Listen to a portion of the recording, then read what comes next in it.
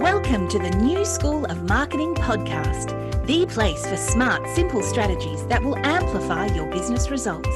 Sharing practical tips, insider knowledge, and actionable advice because marketing is something that every business owner can do. Now, let's get started. Introducing your host, Bianca McKenzie, mum, lover of snow sports, camping, horse riding, and in-demand launch strategist and Facebook advertising knowledge bank. Welcome to the New School of Marketing podcast. I'm Bianca McKenzie, and today I'm talking about how money blocks put a ceiling on our business success with Caroline Labor. Money mindset expert and CPA, Caroline Labor shows people how to clear their money blocks and live an abundant life. Over the past 20 years, Caroline has successfully managed multi-billion-dollar corporate budgets and personally eliminated $100K of credit card debit in 9 months using her mindset and money management techniques. She now teaches her clients how to transform their money mindset and create a life they love and deserve. And a little fun fact about Caroline is that she's a singer in a pop and retro band called The Delights. Welcome to the show, Caroline. Thank you, Bianca. It's awesome to be here. Thanks for having me on. Super excited about that. Actually, before we dive into the questions, tell me a little bit more about this singing thing. So it's something I kind of do on the side. So I've been singing with these guys probably 5 years, like some of the members even longer. But yeah, we kind of just stumbled into it and we sing at like weddings. We did Melbourne Cup like last couple of weeks ago. It's really nice to be able to just sing like a lot of the old songs and bring up a lot of the retro and, 80s and 90s stuff. So, just something a bit of fun on the side. That is great. I love that. Well, let's dive into the heart of it really, because money blocks. Can you tell us a little bit more about money blocks and in particular, what actually are money blocks? Yeah, absolutely. So look, it's a term I think a lot of people are more familiar with. I think in the last couple of years, I've been hearing money blocks come up a lot. And really what they are, so money blocks, technically they're negative subconscious beliefs about money that hold you back from achieving your conscious desires. Now, if that sounds like a little bit of mumbo jumbo, what that actually means is I sort of like to give an image. I think that helps people understand a bit better. So if you kind of imagine like an iceberg and what that looks like, where, you've got the bit that sticks out of the water and then the huge mass that sits underneath. Well, it's kind of like the top half is your conscious thoughts. That's your conscious mind where you set your goals and you choose all the things that you want. And then the bottom half is the subconscious mind. And that's where you actually have a whole lot of beliefs that you're not aware of. And so the thing with these money blocks is they exist in that subconscious part that you can't see. And you may hold beliefs about money that are stopping you from making more and having all the things you want. And I think the challenge there is because we're usually not even aware that these blocks exist, the way we experience it is it just feels like something's always holding us back. We strive and we don't quite get there. Like we keep slightly missing out. And so the thing that's really challenging for people is consciously, you might really long for that life of like abundance or freedom, but no matter how hard you try, you just don't get there. And that's actually because those money blocks mean that you have hidden beliefs that you're constantly saying things to yourself like, I don't deserve to be wealthy, or making money is really hard, or I'm terrible with money. And so what happens is it's like those beliefs keep pulling you down and they cause you to sabotage your efforts. So yeah, that's kind of the effect of money blocks and how they show up for people. I love that explanation. It's like, this giant part of an iceberg that we don't actually get to see. Okay, so I know that, I have them, and I know that everyone I've kind of been in contact with has them, but where actually do they come from? Like how do we get these money blocks that are in our subconscious? Yeah, well, the interesting thing is, Bianca, they kind of come up in a few ways. So first and foremost, we inherit them, and then we spend our lives reinforcing them. So what kind of happens here is we all have a money story. And the thing is, everybody has one. So our parents had one, their parents had one. And what happens is people keep passing that down to, those around them. And it's not even intentional. So it's not even like somebody has to go around telling you that making money is hard. It's what you observe from the people that you grew up with. Some people do recall things like their parents may have said, money doesn't grow on trees, or don't be wasteful, or rich people are bad. And so sometimes we can directly pick up things that were said, but on the most part, it's energy. It's behavioral. And the key thing is that it's actually about how we interpret it. So you can have two kids in the same household that, one, whatever comments are made, it just rolls off their back and doesn't affect them. And someone else might be, very deeply introverted, and they absorb everything, and they, interpret all these different things about money. And so what happens is those money blocks actually form when we're quite young. Like by the time we're, 6 or 7, they're very much set in. And unless at that time we have a mentor who's really educating us about money and abundance, most of us just go through life carrying these money blocks. And then what happens is when we first start earning money, that's when it hits us hard, because all of a sudden we go out to start proving it to ourselves, and we do it by spending everything that we've got. We might even make our way up to earning good money, through education and hard work, but we can still have it all slip through our fingers and end up in debt. And so it's this combination of we inherit them, but then we spend our lives playing it out and reinforcing the bad beliefs to kind of prove to ourselves that it's true. So, there's kind of this very strong underlying energetic pull about where they come from, but how we keep holding on to them as well. Yeah. And I just know from myself that I've inherited a lot of money blocks, but I think I created my own stories as well, because, something might happen, and throughout your life, you might lose a job or something like that, or you kind of never get up on a higher income, and you start it's almost like reinforcing those beliefs of I will never make blah blah blah, that kind of it's really it's fascinating. So, and the whole world of entrepreneurship is a complete big roller coaster and personal development exercise in itself. So how do money blocks show up in entrepreneurs, and why really do they put a ceiling on our business success? So really with entrepreneurs, you've kind of got two types. You've got those who have always been entrepreneurs, it's all they've known. And then you've got the ones trying to transition out of their corporate job.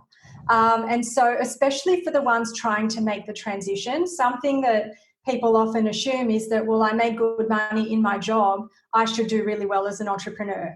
And actually all it does is open up another outlet for our money blocks to show up. And so often what that is for entrepreneurs is, the first one is the income ceiling. So we just can't make the money we want. And often this plays out in the form of people just make the same amount of money every single month, whether that's 2,000 or 5,000, or they just can't break that 10 or 20 grand ceiling. And it might even look different, it's different clients, different combinations of money, but it always nets off to about the same. Or even if we make more, our expenses go up, and so we end up keeping less. And so there's this whole thing around the income ceiling, which a lot of times people just assume is a marketing problem, but there can be something deeper going on where you just don't feel like you deserve it, but it's more that it feels like it would be too good to be true. If I could have all of this and have my dream business, wow, who am I to have that? So there's this big income ceiling. The other big way is self-sabotage. So even if we're really clever, we can be trying all different things to get results, and we might even see some short-term results. But then self-sabotage can kick in to take it away from us. And so different ways that happens for entrepreneurs is things like not showing up with the right energy, and people read that, it's not anything you need to say. People can feel your energy. And if you sort of show up flat, or you don't really believe what you're saying in, say, a Facebook Live, people can often detect that. There's also overwhelm. So whether this is every 2 weeks you're wanting to change your niche, people just get overwhelmed with strategies, which often then leads into shiny object syndrome, where it's, okay, well, I tried Facebook ads for a month, that didn't work, let me move over to YouTube. Oh no, let me try LinkedIn, or let me try a bit of all of them at once. And so there's that jumping, strategy hopping and trying different things. Procrastination, so knowing what we should do, but just not actually doing it.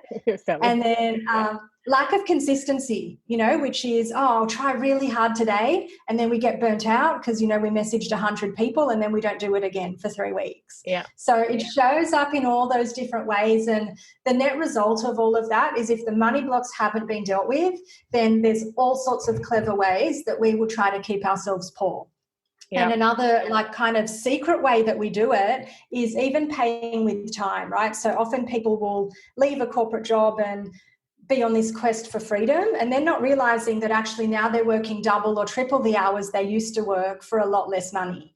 And so we make ourselves, and even people in corporate do this, like you get the promotion, but if you've still got the money blocks, you can end up working so many more hours that actually your hourly rate is less than what it was before. Yeah. And then even if that extra money comes in, we can spend everything. And then the ultimate thing is people can end up in debt. So we spend more than what's coming in, and that debt builds, and then we've got like a whole other set of problems on our hands. So it's all those different ways that the net result, it just keeps us in the same position. We're still not saving. We don't have any more money. We're right back where we started despite all of our hard work. Yeah, I'm just sitting here nodding my head because all of them, I've been in business for so long, and at some point, you kind of go through all of that if you don't, if you don't really tackle the money blocks kind of thing. We all do it, and even as you do better in business, if you haven't fully cleared them, then it just shows up in a different way at a higher level. You have different money problems that happen in a different way. Yeah, it's fascinating. So, how can people clear this? How can someone in business and people not in business as well, because it shows up everywhere. How can we clear our money blocks and actually make more money, especially when we decide to jump ship and go and work for ourselves? How do we make sure that we don't end up working more hours for less money and actually clear those blocks? Yeah, great question. So, look, the first thing I would say, and this might sound really basic, but so many people miss this step, and it's to have clarity on what you actually want to achieve. And often when I say that, people are like, well, I know what I want. I want to make $10,000 a month, or I want to make $20,000 a month. And it's not the dollar figure. What we've got to do is actually sit back and get clarity on what lifestyle do we want, and then work back and say, well, what amount of income is it going to take to have that lifestyle? And the reason that's such an important point is because often the lifestyle that we think we want, we get the amount of money that you need to achieve that totally wrong. And you can often have it on a lot less. So especially, the people writing $1 million on a check, like The Secret told us to, sticking that up on a wall, you can't associate to it really energetically, because the lifestyle that you want probably isn't going to cost $1 million. And so just by not being clear on what our true goal is, like what is ultimately going to make us feel happy and fulfilled, if we don't know that, then we operate in a state of confusion from step one. So that's kind of like that why behind it. Like, why are you wanting exactly something?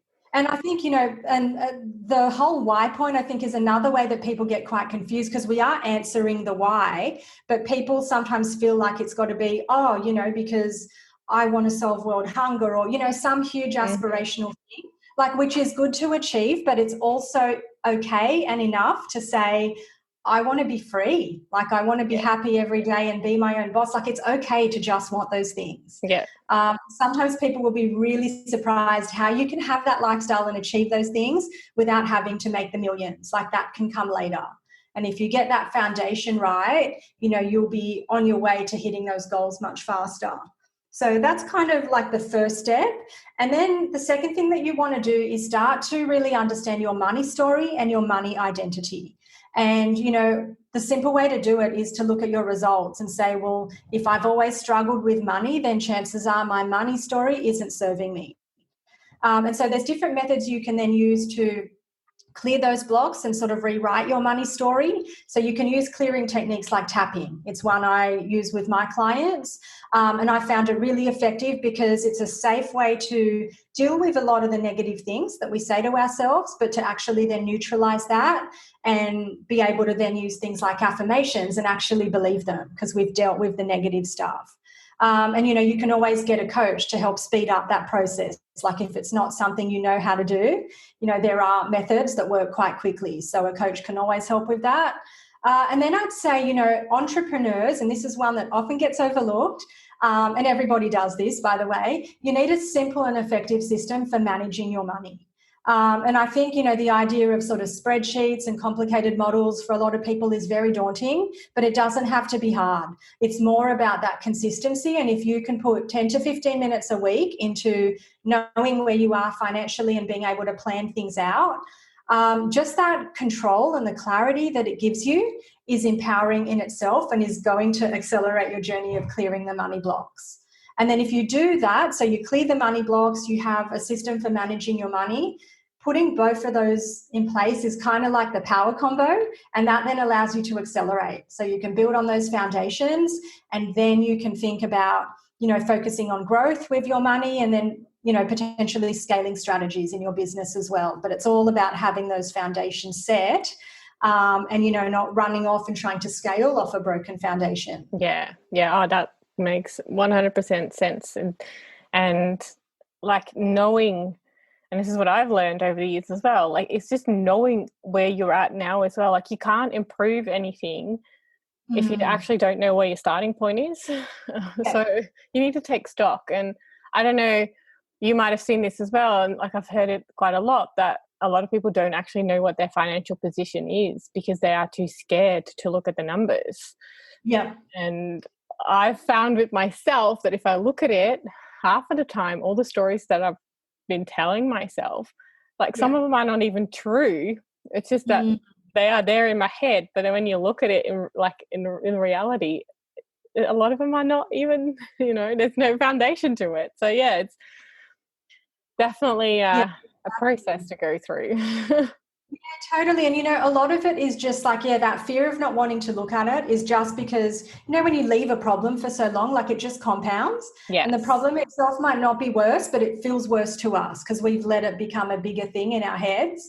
And something people learn really quickly when they start to actually watch their money is that it's just that it operates in cycles, and we haven't trained our brains to think in cycles. So for most people, that means, the money comes in like on a certain week, and then they spend money in a different week. And so they're always out of whack. And just tracking it is going to let people see and get used to the idea that, okay, if I have $5,000 sitting in my bank account, I don't need to get excited and rush out to spend that. Like that's actually building a foundation. And in fact, most of that money is already committed to expenses later in the month. So it's training yourself to be okay with having money as well, and being able to see it and not feeling like we've got to make it disappear. Yeah, I love that. I know that, because we've spoken a bit, and I know that you talk quite a bit about the law of attraction, and like you've mentioned affirmations. How can people use it, or like how can entrepreneurs use it to make more money? Because I know to some people the law of attraction sounds a bit woo-woo and not, it's not something tangible. But can you talk a little bit more about the law of attraction and affirmations and how people can use it to actually make more money? Yeah, absolutely. And look, this is one of my favorite topics because I'm one of those people, I'll put my hand up and say that I read The Secret and thought, I loved it. I thought I had it all figured out, and I did write $1 million on the check. I stuck it up on my wall. And then I just got so resentful of that because I didn't achieve the $1 million. And I kind of went, this law of attraction stuff is all rubbish. But really through working on like money mindset and understanding how to achieve goals, the thing that I think a lot of us miss is that the law of attraction is a good start, but it's not enough unless you've cleared your blocks. And the basic reason it's not enough on its own without fully understanding it is that a lot of people assume, and I suppose books like The Secret, you had to really deeply understand it to know what it was trying to say, but I think it gave people the impression that we can attract anything we want. And that's simply not true for most people. And the reason it's not true is because the way the law of attraction works is we actually attract what we are and who we are in an energetic sense. Not necessarily what we want. So the only time we get what we want is when we're aligned energetically, like what we believe we can have matches what we want. then it comes true really quickly. And so if we're holding this money identity, so thinking back to that iceberg, you might be saying, I want the mansion, I want the $1 million. But if down below your self-talk is still making money is hard, like rich people are greedy, I don't want to be one of those people, then you're operating in that conflict. And if you have that money identity based on the lack and the scarcity, then that's what we're going to keep attracting. And that's why the $1 million never comes. And so if you only use affirmations, they're going to take a really, really long time to work, because what you're trying to do is to change your whole paradigm, so that whole bottom of the iceberg, using words that you don't believe. And it's like every time you say, I'm so grateful for the $1 million I made this year, a little voice in your head says, you don't have $1 million. And that's the process we go through. And that's why you can look at that poster and actually start to feel sick and go, well, I just can't associate with it. It just beats me down every time I look at the $1 million that I don't have. And so really it goes back to, you need to identify whether you have money blocks and deal with those first, because when you can change your identity to be somebody who knows how to have money, who loves saving, who knows how to make it, and it all feels effortless, then you're going to be able to easily use the law of attraction in the way that, we think it's meant to be used with affirmations. Like, you've got to neutralize the negative image of yourself first. And once you do that, then you can authentically use the law of attraction to overlay a new image of yourself that you'll actually believe. Yeah, I love that. And you know what? Some people think that the law of attraction doesn't work. And even just hearing you say all these things, I'm like, yes, it does work, because you're attracting the stuff that you don't want. And the reason you are is because of your energy. Like, I have this argument with my husband all the time. It's like, it does work. You get what you're asking for energetically. And he's starting to get it now, which is, it's fascinating. But it works. It does work. But it needs to be. It's always working. Just because we're not getting what we want, it doesn't mean it's not working. It just means we are aligned with what we don't want more than, what we do want. And actually, that just reminded me of something, Bianca. I heard somebody say this in a video the other day, which was a really interesting take on it. And they said, you've got to remember the law of polarity. Like, everything has an equal and opposite reactions. So say you want $100,000, there's a way to get $100,000. There's also an equal way to not have the $100,000. You can move in any direction. And so we've just got to realize that anytime we set a goal, there is going to be resistance, because our mind understands there are two equal and opposite possibilities. And so our role really is to detach from the negative possibility that we don't want. So give more of our focus to the outcome that we do want, but not kid ourselves and pretend that that other option doesn't exist. It's more about changing our identity so that we don't get pulled to that bottom end of the spectrum, that we can associate with what we need to do to get the goal that we want. Yeah, love it. I love it. So, all right, let's say, we've done some work and we've, identified our money blocks and we've done some work on it.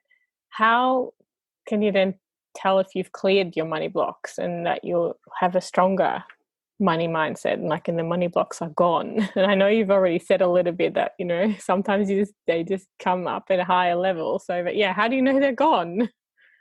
Yeah, look, this is the really tricky bit, Bianca, because the main reason it's tricky, yes, you can say, all right, am I making the money? That is one way to check, look at your results. But we also don't want accidental success. We want intentional success. So you want it long lasting, having that. Sometimes people will peak and have that first, say, 30 grand month, and they'll say, yes, I've cleared all my blocks, I'm done, and then sink back to $5,000 the next month. Mm-hmm. So that's a sign we haven't really cleared the money blocks.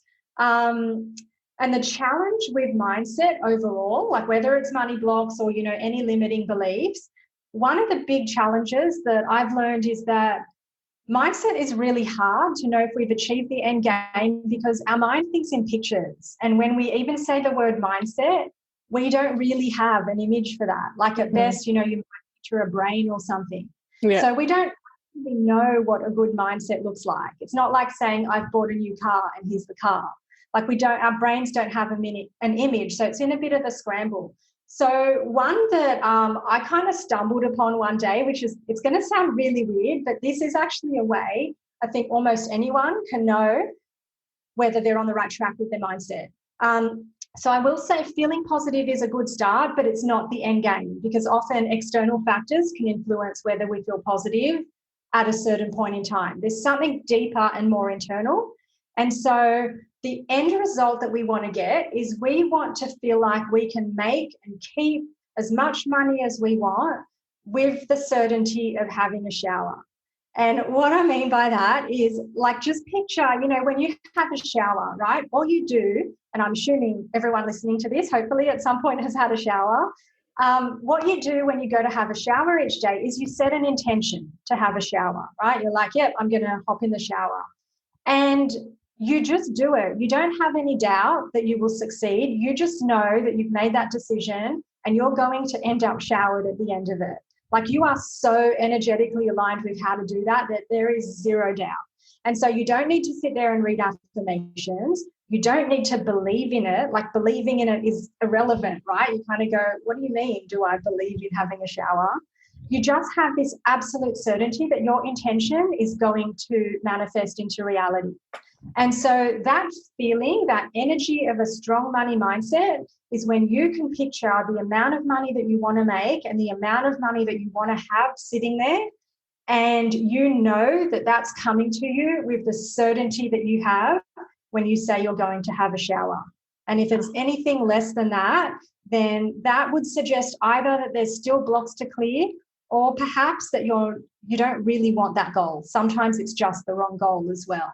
But that feeling, like, if people can imagine, how sure am I that I'm going to be successful at having my shower? That's how sure we want to be that we're going to have the money that we want. It's like second nature in a way.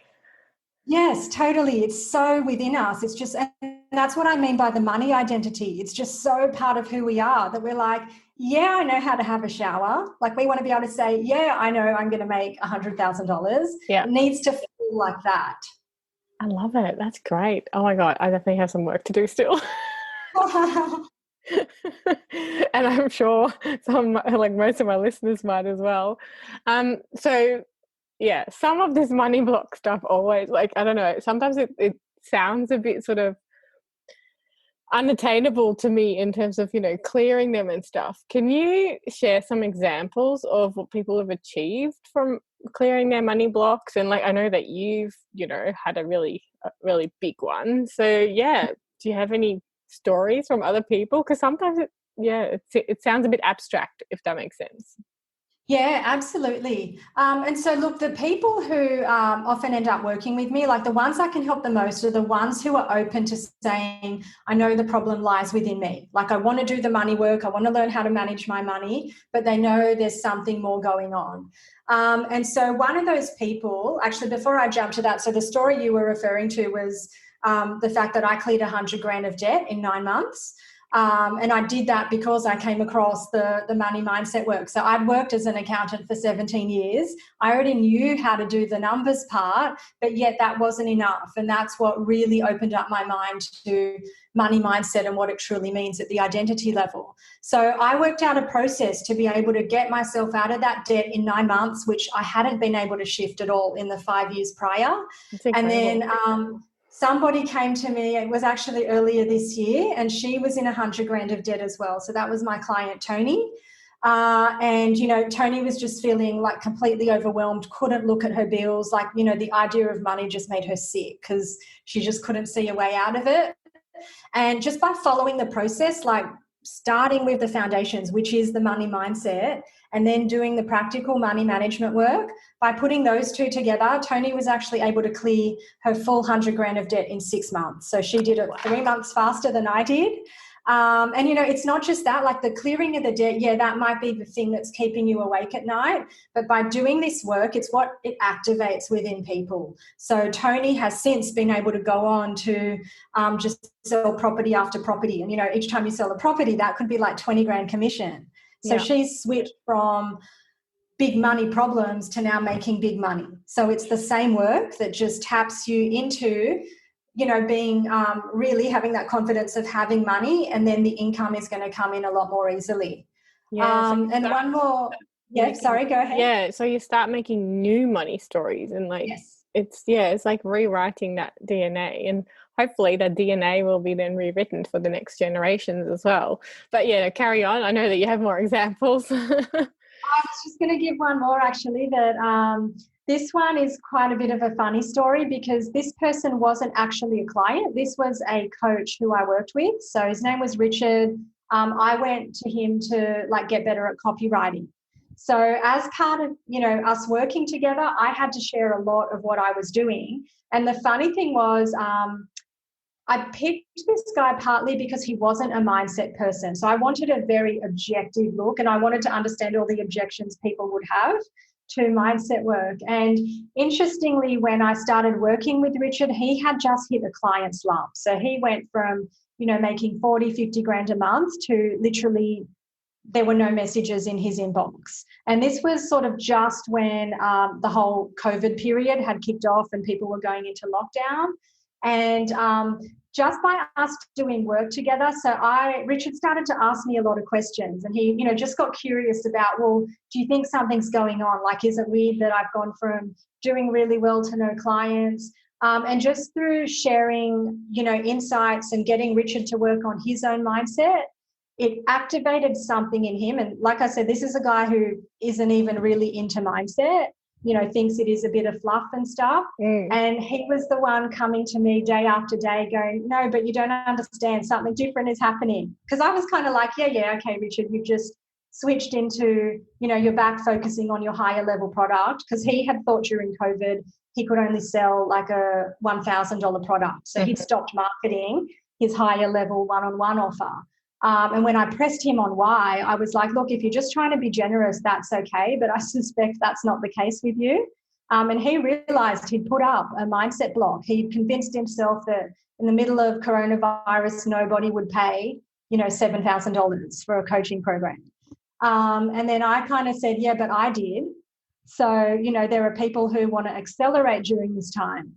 And just through opening up his mind to what was really going on with his money mindset, it just activated something with him. And then he reached out to me and said, I don't know what you've done or what you've made me think about, but I've just made $30,000 in 24 hours. Wow. And he went on to have a $60,000 month, like his first ever. So this is the power of the stuff, right? Because it's energy work. It's like I said about the shower. It's irrelevant whether you believe in it. Once your energy is aligned, it's aligned and the results come. Yeah, I love that. And I also think it's interesting that you brought up that story, because I see this so much, and because I have, done a bit of money mindset work and things like that, I tend to recognize it a little bit more now. But sometimes, I don't know if you see this as well, we take on other people's money blocks, and I feel like that is what Richard might have done. It's like thinking with other people's wallets. It's like, oh, people can't spend more than blah blah blah. I'm like, well, who are we to decide what someone else can and can't spend? And I see this quite a lot in the business world, and I feel like that is where a lot of money mindset work is needed as well. Do you see that as well? Yeah, absolutely. Because like you said with Richard, I couldn't understand why he'd made that switch. I was like, is this the same guy I've been following online for like 3 months? It's like, I haven't heard you mention your program in any of your recent lives. And, it's a funny thing, Bianca, because I was so guilty of this as well. And I'll say, every now and then this still creeps in for me. So when I was in 100 grand of debt, like I was always committed to trying to find a way out of it. And so I kept doing, courses, finding mentors and things. But back then I could only afford, because of the amount of debt I was in, I could only work with someone if they offered, payment plans, like 12-month payment plans or something like that. And so there's a big element of, I used to do this a lot and I still slip into it, where in my head I kind of think, well, everybody's going to want a payment plan because, people can't afford to spend up front. Like, who would ever pay in full for something? People don't have that kind of money. And like you said, it's like, who are we to decide for them? And ironically, when we do that, what we're trying to do is shield them from the pain that we felt when we had no money. When we were really suffering, we don't want people to go through that and to feel that hurt. But the irony is that in doing that, we actually hold them back from having the transformation that they deserve. Yeah. Because for some people, that transformation is doing whatever it takes to pay in full for that course. Go and ask that friend if you can borrow that money. I'm sure many of us have done that before. You had to find a way to either sell something or, whatever, to come up with the money for something we didn't have. Yeah. And the growth that you get through doing that, if we just decide for people that, everybody is going to take the 12-month plan, let me make it easy for them, we can actually limit the growth that they're entitled to experience. Yeah, I love that. That's so true. And I think, I don't know, I'm a little bit of a different kind of numbers person in that let the statistics tell you what is and isn't possible. You can offer the payment plan and you can offer the full price. See what the percentage of uptake is. And yeah, sometimes you might be surprised by what that number is, to be honest. Yeah, absolutely. And the first time I had people pay in full for my program, I was like, oh my gosh, but this person told me they had no money. And yet they've come back a week later and they've paid in full. So, they find the money, yeah. Yeah, because they really want the change, and we've, all been in the position where we really wanted the change and we're like, okay, I may not be able to sign up today, but I'm going to do whatever it takes to do this next piece of work that I know I need to do. And so we have to allow people to do that themselves. And then it helps us grow too, because as you said, we then let the stats do the talking and then we have real hard evidence that actually, people do pay in full. Yeah, and our money story isn't right. Exactly. Oh, I could seriously talk all day about this, at least listen to you talk about it all day because, there's always so many layers to unpeel. It's I feel like an onion. It's I have more layers to unpeel. I know that. But we're going to have to wrap it up. I want to ask you 2 more questions. What are you curious about right now? Okay, so right now, and I'm a total numbers nerd here. So, like you, I like to look at numbers, Bianca. I like to put them in a spreadsheet and see what it all means. One thing that has me really fascinated at the moment is the whole concept of, passive income and compounding. So what I realized only in the last couple of weeks was, I was doing a lesson on sort of what it would take to grow, say, $300 into $100,000. And when I mapped it all out, what was really interesting is this reminded me a lot of the journey we go through with mindset and business and, even our marketing, is that when you look at a compounding model, the numbers stay really, really, really small until you get about I'd say halfway, at least halfway, and then the big results come really quickly. And so there's this tipping point, and I think just to see that mathematically, I went, wow, this is exactly what happens with people when they're trying to go after something that's really big. You've got to do most of the work for very, very little result in a lot of cases for what feels like a really, really long time. But if you just make it far enough, then the results come exponentially and they fly in. And so that's got me really fascinated at the moment, because I think what I realized is our brains just are trained to think in linear ways. And even though we talk about things like acceleration or compounding, again, because we can't really see it until you put numbers into a model, it's hard to really grasp and to believe. And I think that's the very thing that, stops people from getting the full benefit from the mindset work or the marketing work that they're doing. They just don't hold on for long enough because the results aren't obvious yet. I'm sitting here. My mind is blown. I know what I'll be doing for the rest of the day. Now you've got me curious about that too. I'm going to put some numbers in the spreadsheet, and you're actually completely right. And it kind of reminds me of that book. What's it called? Think and Grow Rich, isn't that? I'm pretty sure there's a story in there of someone who was digging for gold, and then they left it, and the next person only had to do one hack into the whatever they were doing, and it was right there because they didn't continue long enough. Mind blown. I'm going to do some this has got me curious now, so thank you for that. Also, if you had an extra $1,000 in your marketing budget, what would you spend it on? Look, for me personally, I think, I would probably put it into ads. Like, I think, it's all about how can you make your money go as far as possible. Having said that, and I know this is something that you teach all of your listeners and your clients, you've got to have those foundations in place first. So, with ads, I think there's like a lot of testing that you've got to go through. And sometimes you start to see progress and then you want to scale things up. And sometimes your testing isn't necessarily right straight away either. So I think for me, I would use the money towards ads, but still sort of test out more of, I suppose, my hypothesis and see whether it's right or not. Just try to reach more people that way. That's probably what I do with it. I love it. It's like everyone seems to say ads, and I'm not nudging anyone to give this answer.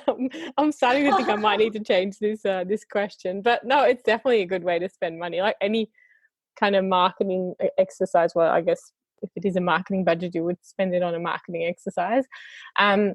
Thanks for that. Well, like I said, I could seriously talk about money with you for forever, but this is the end of the show. And if anyone has any questions about how money blocks put a ceiling on our business and how to overcome our money blocks and bust them and work on them, you can head to your website, which is personalempowermentacademy.com. You can find everything about Caroline there. A big thanks to you, Caroline, for being on the show. It was really my pleasure. Thanks. So much fun, Bianca. I love talking about this stuff as well. It's been so great to, bounce ideas with you, and especially because I know you're so passionate about this as well. It's been a real pleasure. It's a foundation of anything, like I'm all about marketing, but I know that marketing is only going to go so far. I reckon 80% mindset, 20% marketing. That's a big one coming from me. All right, and thanks to everyone for listening. If you like the show, don't forget to subscribe and leave a 5-star rating and review on iTunes, Stitcher, Spotify, or wherever you heard the podcast. Your review will help others find the show and learn more about the amazing world of online marketing. And don't forget to check out the show notes for this episode at newschoolofmarketing.com, where you can learn more about Caroline, check out useful links, download free resources, and leave a comment about the show.